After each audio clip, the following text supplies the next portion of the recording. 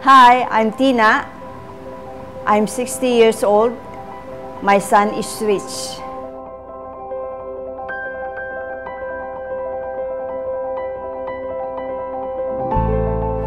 Si Rich, yung maliit nga siya, very naughty yan. Everything gusto niya, i-touch niya eh. Tapos, ini-experiment niya. Well, si Rich Tan, very adventurous guy. Mahilig ako mag-surf, mahilig ako umakyat ng bundok, naglalaro ng ultimate frisbee. Tapos habang nagsa high school na siya, nagpa-part-time siya. Tapos pumapasok siya sa mga hamburger stand. I remember I was working with Burger King.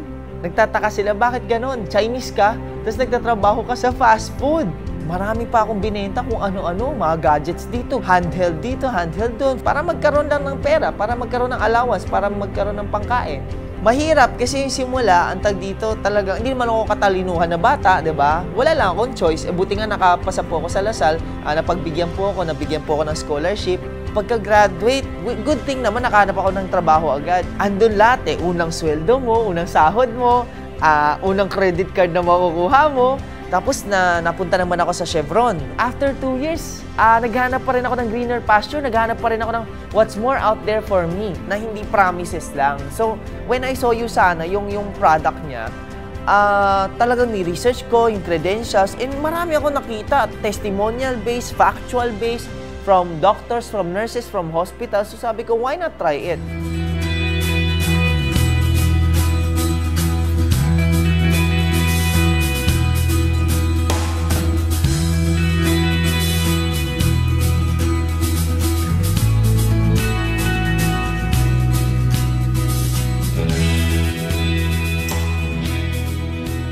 When it comes to network marketing naman, I'm a firm believer of business. And network marketing it's another form of business. Basically, it's a business of distribution. Since na ano siya sa Usana, bumuti ang buhay namin. Actually, dalawa lang ang natagalan ko sa buhay ko. Ultimate Frisbee, tsaka ang Usana. Well, ang drive ng isang tao, nag-iiba yan from time to time. Simula, ang drive ko is for myself. Just to prove that it's true. Just to prove na kaya ko rin. Number 2, yun, for my family. Nag-rank advance ako to Ruby for my family naman. Number 3, Emerald for the whole team, for the whole Extreme 111 sa Pilipinas. And yung Diamond naman, ang goal ko nun is para sa buong Extreme 111 sa buong mundo. It's really to show them that it's possible. So after that, yun na yung big question eh. So what's next? What keeps you on moving? Hey, you're diamond already and you have a very, very good life already. People ask me, Rich, bakit ganon? Ang bilis ng negosyo mo. Parati iniisip ko talaga at the back of my head, bakit ba natin kailangan bagalan?